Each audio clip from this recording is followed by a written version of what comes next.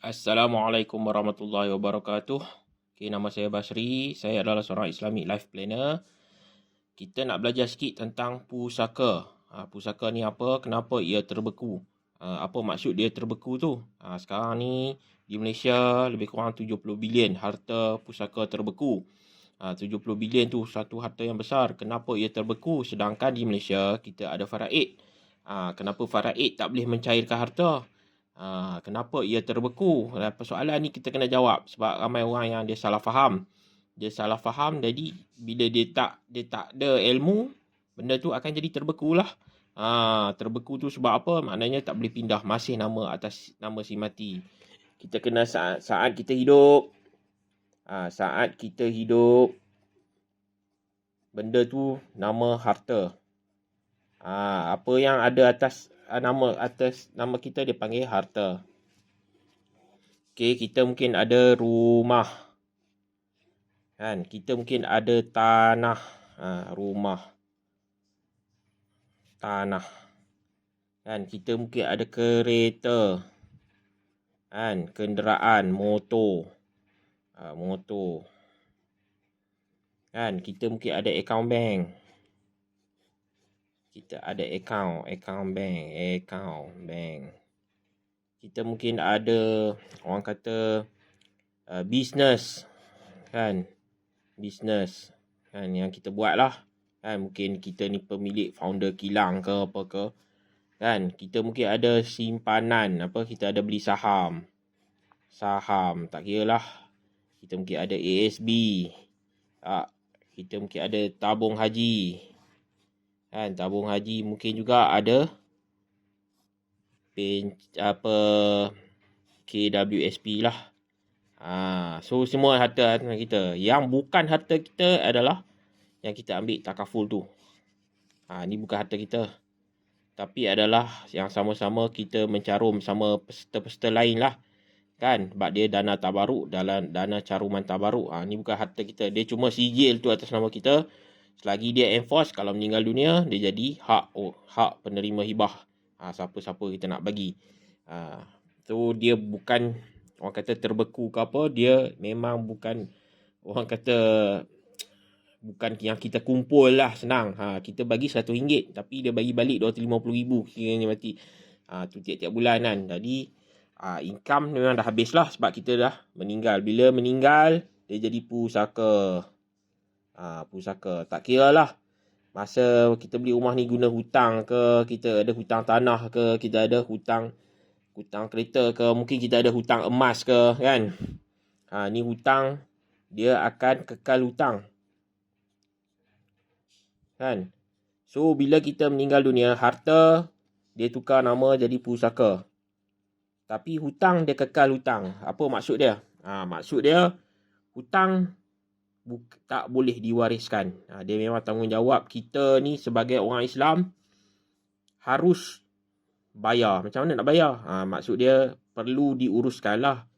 Perlu diuruskan oleh orang yang hidup iaitu waris kita untuk ambil harta kita. Tak kira lah dari akaun bank ke, dari akaun bisnes ke, dari saham ke, SB.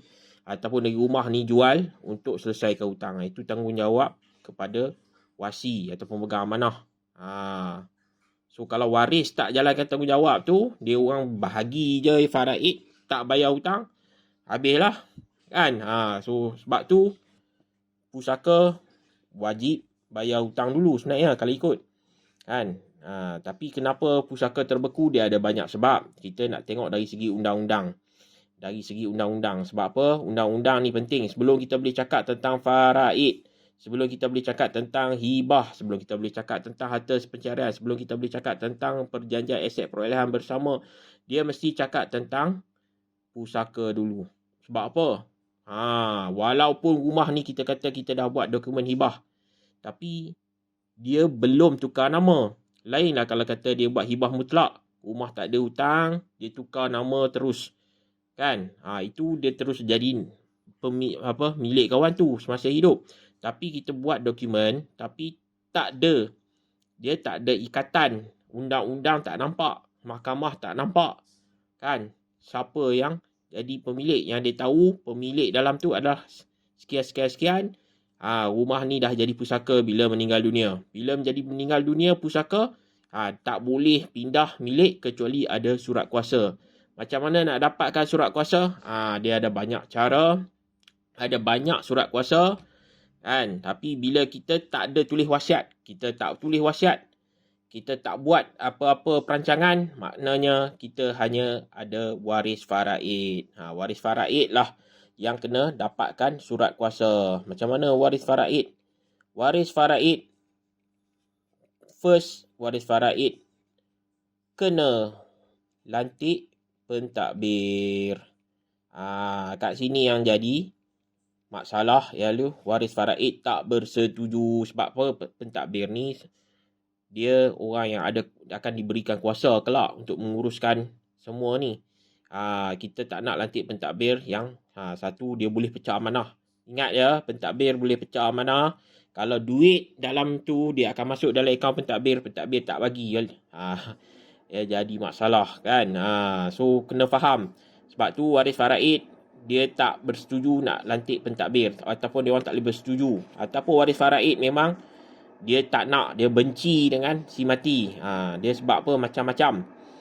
Contoh si mati tu dia kahwin dua.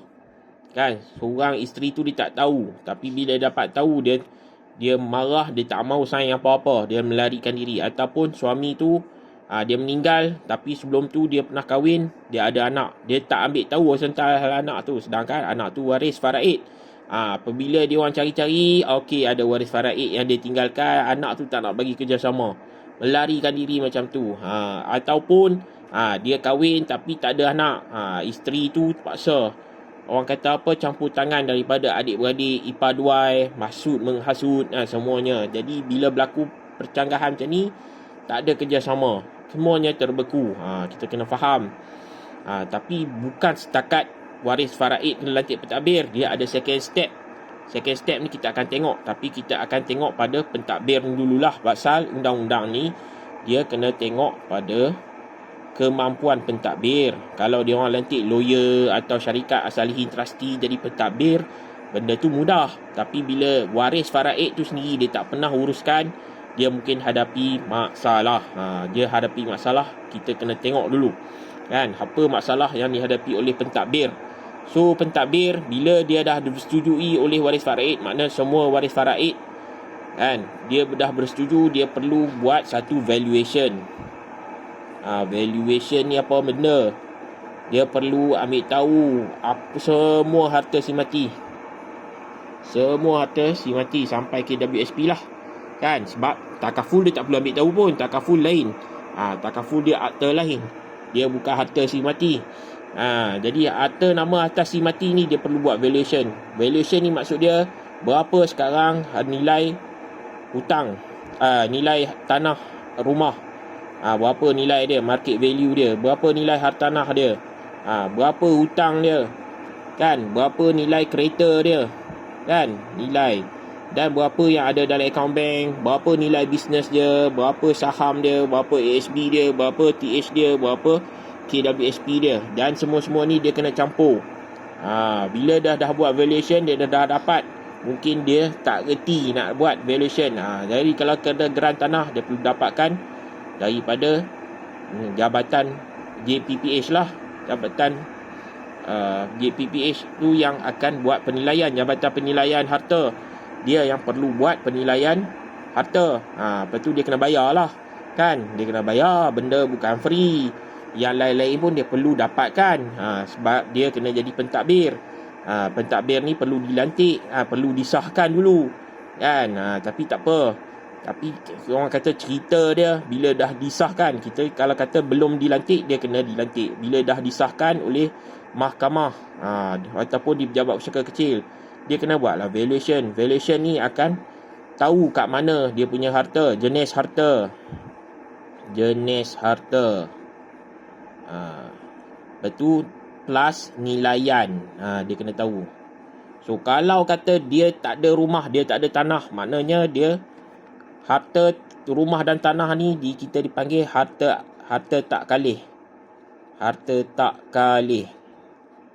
Yang lain-lain tu motor, kereta, akaun, semuanya harta kalih. Harta boleh kalih lah. Kan maksud dia kalau kereta ni tak tukar nama pun orang boleh bawa kan. Tapi rumah dengan tanah dia tak boleh nak bawa. Jadi dia tak boleh kalih kan. Jenis harta dia kena nilaian. So kalau kata jenis harta dia kalih sahaja. Harta kalih saja maksud dia rumah, motor, akaun bank dan nilai dia bawah 600k. Maksud dia bawah dia kena pergi mana untuk dapatkan surat kuasa amanah raya lah. Tapi kebanyakan orang dia memang ada harta kalih. Harta tak kalih. Harta tak kalih. Bila ada harta tak kalih saja kan. Dan dia mesti bawah daripada 2 juta lah. Campur dengan harta kalih tadi. Nilaian dia. Harta kalih. Bawah daripada 2 juta dia kena pergi ke mana? Pejabat pusaka kecil. Pejabat pusaka kecil ni ada kat mana? Dekat pejabat tanah lah. Dia ada satu pentadbiran lain. Kalau kata harta dia ada harta kalih sahaja. Tapi lebih daripada 600,000. Dia kena pergi Mahkamah Tinggi Sivil. Sama juga kalau dia campur dengan harta tak kalih.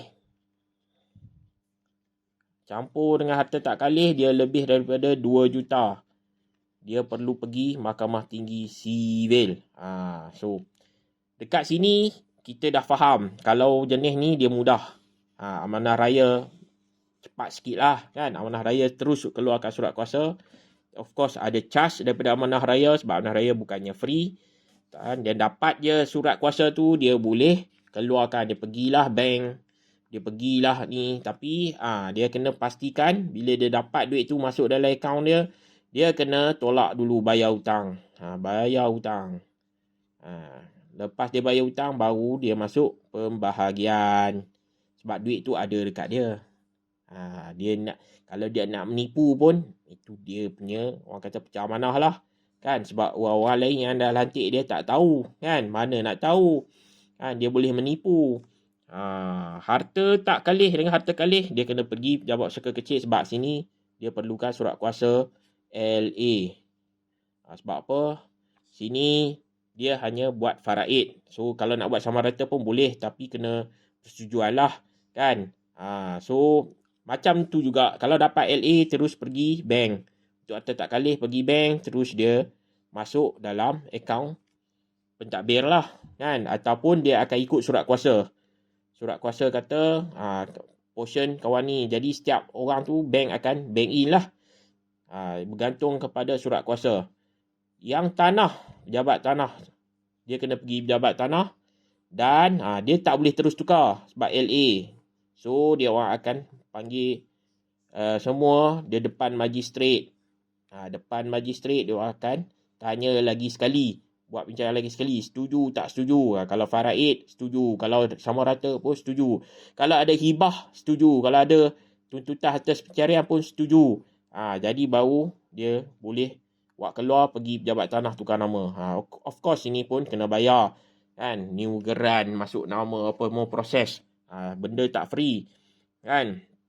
Cuma bila kita pergi mahkamah tinggi ni apa? Kena melalui lawyer lah. Of course you kena bayar charge lawyer dan ada dia punya proses-proses dia. Dan akhirnya dia akan keluarkan surat kuasa lah dekat sini. Sama juga kan. You pergi bank atau lawyer tu pergi bank. Dia back in. Dia akan tolak dia punya kos lah. Lepas tu tolak hutang. Sama. Semua sama. Cuma dekat tanah ni dia kena pergi balik. Dia kena 2 kali lah magistrat kan. Depan tu baru dia orang luluskan untuk tukar nama. Jadi dekat sini mungkin untuk orang kata untuk tanah geran tanah ni mungkin dia tak boleh nak tipu. Tapi yang duit dalam bank, duit dalam KWSP, duit dalam ASB, duit dalam tabung haji, kalau kata dia tak ada penama lah kan, duit saham, mungkin dia boleh menipu kat situ. Itu bahaya dia kan. So pertama kita kena hadapi risiko waris faraid tak bekerjasama. Tak adalah benda ni pentadbiran tak. Jadi surat kuasa pun tak keluar. Bila surat kuasa tak keluar, tak adalah pembahagian.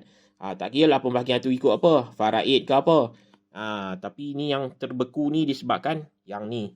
First. Yang kedua ialah dia tak ada pengalaman. Dia tak tahu nak cari siapa. Ketiga, mungkin dia punya harta tu tinggi. Nak pergi mahkamah tinggi ni, satu, dia kena upah lawyer. Kan? Kedua, mahkamah biasanya bila harta lebih 2 juta, dia kenakan bond pentadbiran. Bond pentadbiran ni apa? Biasanya, bond pentadbiran ni, biasanya dia kena cari 2 penjamin yang sama harta dengan si mati. Maksud dia kalau si mati tu harta dia 3 juta, 2 penjamin ni kena 3 juta lah.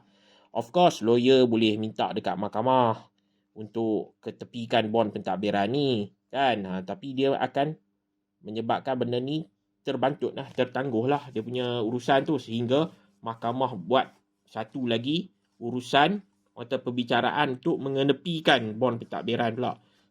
Jadi proses tu jadi lambat. So apa lagi sebab pusaka ni boleh terbeku? Sebab dia tuntutan. Tuntutan apa? Tuntutan oleh isteri. Tuntutan isteri. Isteri tu dia tuntut harta pencarian. Kan? Bila dia tuntut harta pencarian, dia kena pergi mahkamah syariah.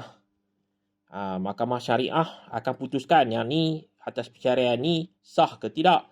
Kan? Kalau mahkamah sah kan dia akan keluarkan keputusan. Tapi keputusan ni bukan surat kuasa. Mahkamah syariah dia tak ada kuasa untuk keluarkan surat kuasa. Dia cuma pengesahan. Dia kata sah. Bila dalam tempoh ni, orang kata nak buat ni mungkin 5 tahun.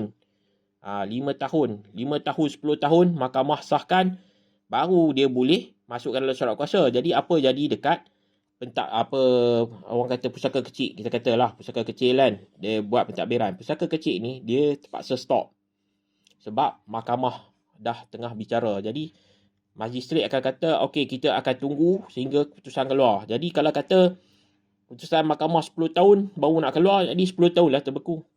Itu sebab dia terbeku, bukan sebab dia ni, sebab apa, dia dah pergi mahkamah. Bila dia pergi mahkamah, dia terbeku. Jadi dia kena, bila dia dah keluar pengesahan, dia kena pergi balik patah sini. Kan? Patah sini balik. Ataupun kalau dia pergi mahkamah tinggi pun, dia kena patah balik ke mahkamah tinggi. Dia bergantung macam saya katalah pada nilaian tu. Kan? Nilai harta tu. Dia kena pergi dan masukkan balik dan mulakan balik perbicaraan. Bila mula balik perbicaraan, ada pula waris yang sudah meninggal. Waris faraid yang meninggal ketika tu terpaksa patah balik lah. Mahkamah syariah untuk keluarkan sijil faraid. Sijil faraid yang baru. Itu bila sebelah sijil faraid, kita kena, orang kata new bila kawan tu mati, asal ada seorang ni dia, tapi dah ambil masa 10 tahun, tengok-tengok dia meninggal, waris-waris dia pula lah kena masuk dalam sijil faraid tu. Jadi kena patah balik itu dia jadi 10 tahun, 15 tahun, 20 tahun, kita pun jadi pening. Sebab yalah, banyak kemungkinan boleh berlaku kan.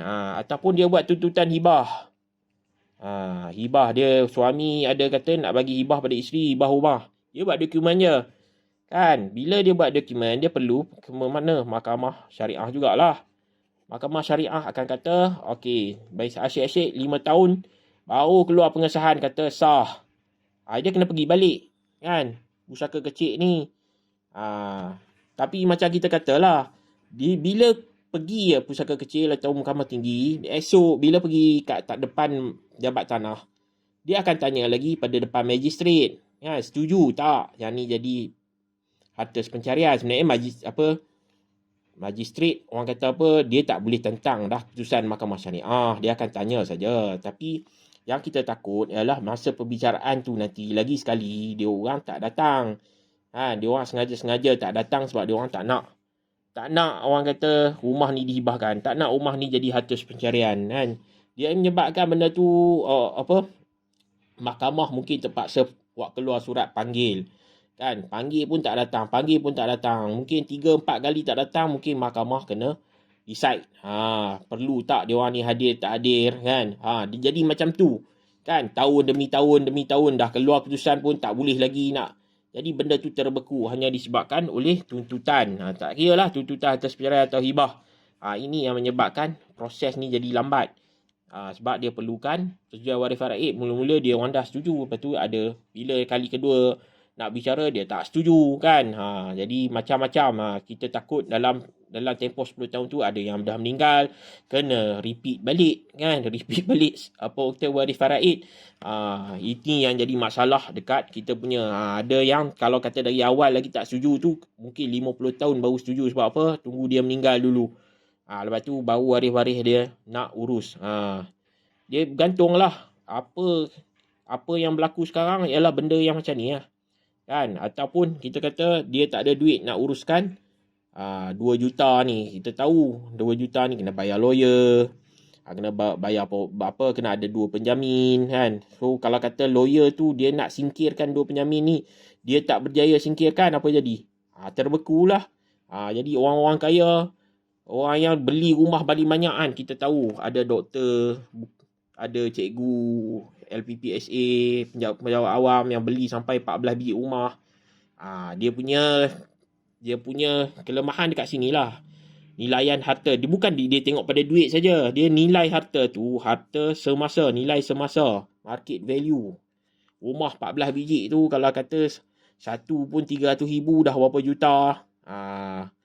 Jangan kata kita kata orang kata sekejap je. Lagi 10 tahun, 20 tahun nilai dia akan berganda lagi banyak. Lagi menyusahkan waris. Sebab tu kita kena rancang awal. Jadi antara sebab-sebab kenapa pusaka terbeku, sebab dia waris tak bagi kerjasama, sebab dia ada tuntutan, sebab dia ada hibah, atau sebab dia tengah-tengah bicara tu ada waris faraid yang meninggal dunia, ataupun dia terpaksa tangguh lagi sebab tak ada penjamin, ataupun waris faraid tu sendiri yang dilantik jadi pentadbir tu dia lemah tu, dia tak ada masa nak buat, dia tak tahu, dia tak ada modal nak buat sebab dia kena keluarkan duit kan.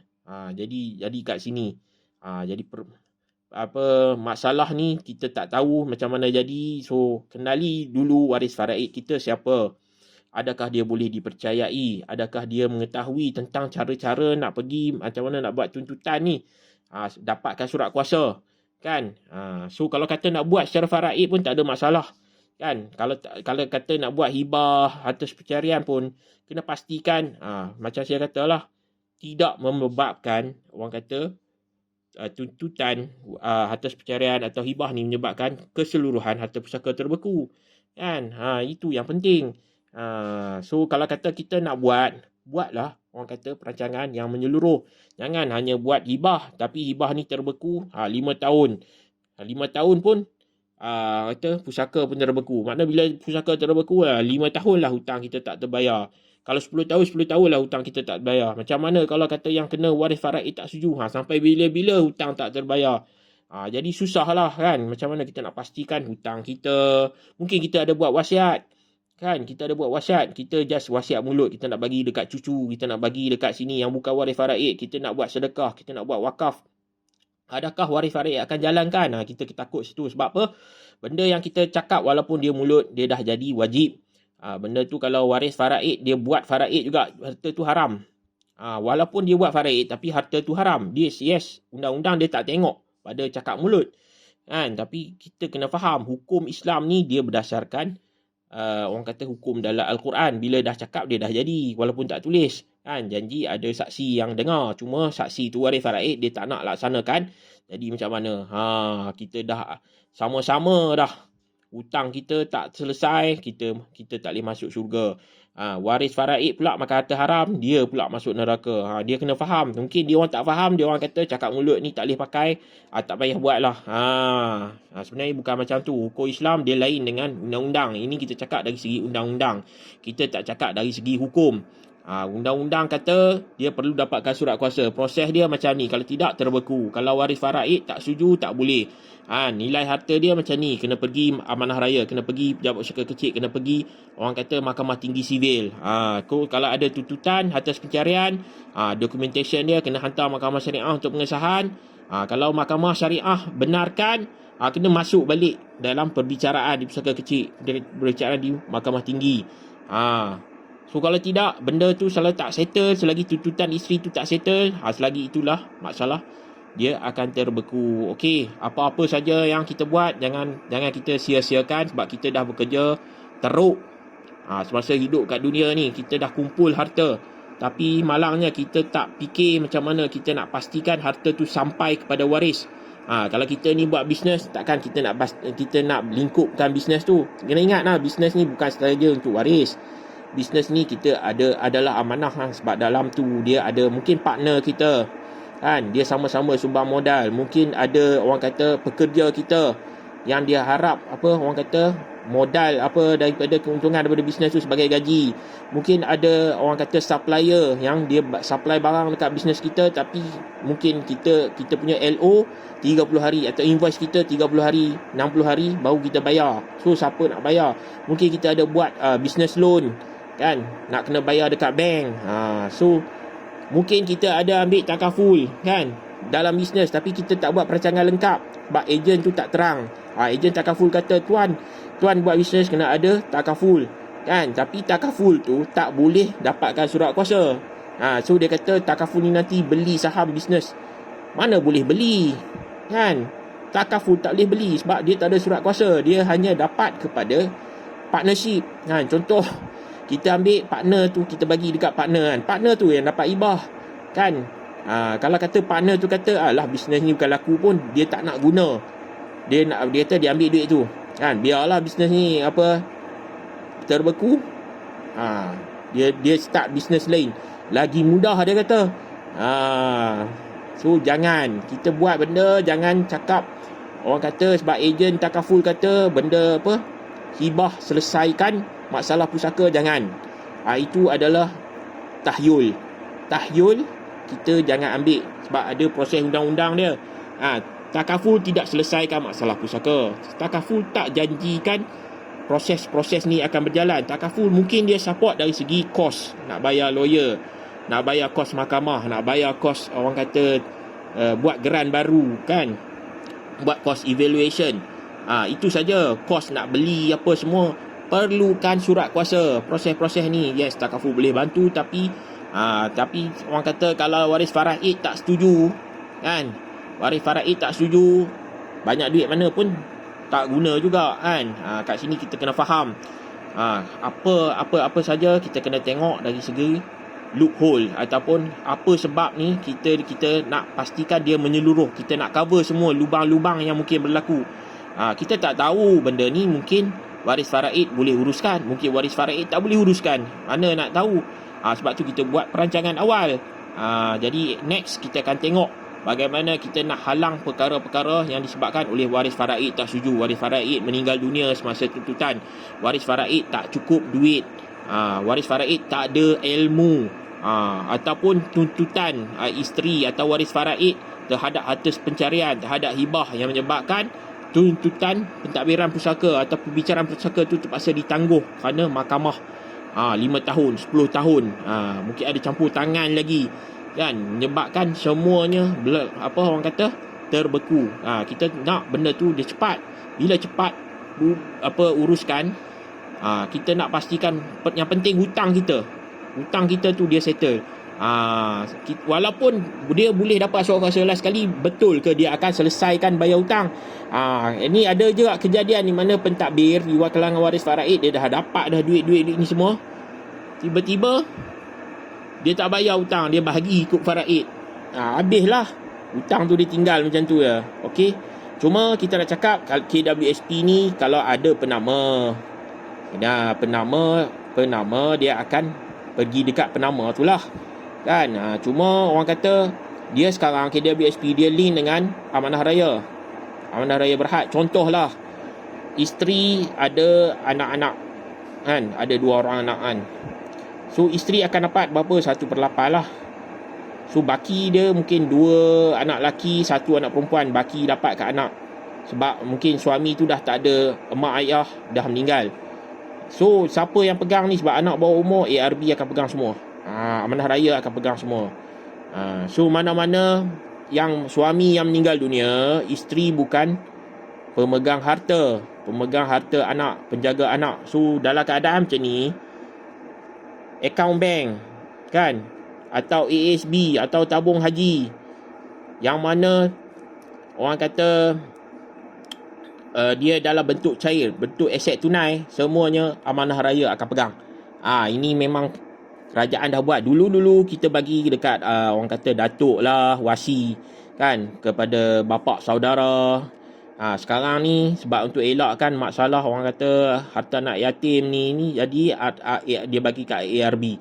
So isteri tak boleh pegang apa-apa, isteri dia terpaksa pergi naik turun lah amanah raya untuk minta tulis surat setiap kali nak guna, nak masuk sekolah, nak hari raya, nak beli baju raya kan. Dia kena turun naik dekat amanah raya lah sehingga anak tu berumur 18 tahun. Kalau suami yang meninggal, dia tak isteri yang meninggal, suami tak ada masalah sebab suami memang automatik akan jadi pemegang amanah harta anak-anak. Kena ingat lah, isteri dia memang penjaga, dia kena jaga anak. Mahkamah bagi hak jagaan pada isteri, tapi dia tak bagi hak jagaan tu kepada hak anak tu, hak apa orang kata duit tu kepada isteri. Ini jadi masalah kan. Suami dapat pula automatik. Sebab tu undang-undang yang kata macam tu. Kan, bila undang-undang kata macam tu, so apa jalan terbaik? Next kita akan tengok. Sebab benda ni penting sebab tak ramai orang yang betul-betul faham tentang pusaka. Ada pun dia orang cakap secara general, lepas tu macam ni buat macam ni kan. Tapi kita kena faham dulu total sistem dia, baru kita boleh orang kata okey, kenapa saya perlu buat kan. Lepas tu saya kata bila orang tu dia buat hibah saja kan, dia boleh jadi terbeku sebab apa? Sebab hibah ni tak ada akta kecuali takaful kan. Dia ada akta 2013 hibah bersyarat takaful. Itu sebab tu dia dah terkeluar daripada pusaka. Tapi yang lain-lain dia jadi under pusaka dulu. Mahkamah yang kena tentukan. Kalau mahkamah tak setuju pun, dia akan still jadi pusaka lah kan. Cuma orang kata setuju tak setuju, itu keputusan mahkamah kan. Janji yang terbeku 5 tahun 10 tahun tu still bergantung kepada keputusan mahkamah kan. Jadi kita nak elakkan benda-benda macam ni. Kita nak pastikan hutang kita, amanah kita, wakaf kita, wasiat kita kan, apa-apa yang kita nak lah berjalan ikut kehendak kita. So kat sini kita boleh tengok macam mana kita nak selesaikan masalah pusaka terbeku ni. Tak kira lah, mungkin ada banyak sebab kan. Saya dah terangkan. So next kita akan tengok solusi kepada masalah ini. Okey, Assalamualaikum warahmatullahi wabarakatuh.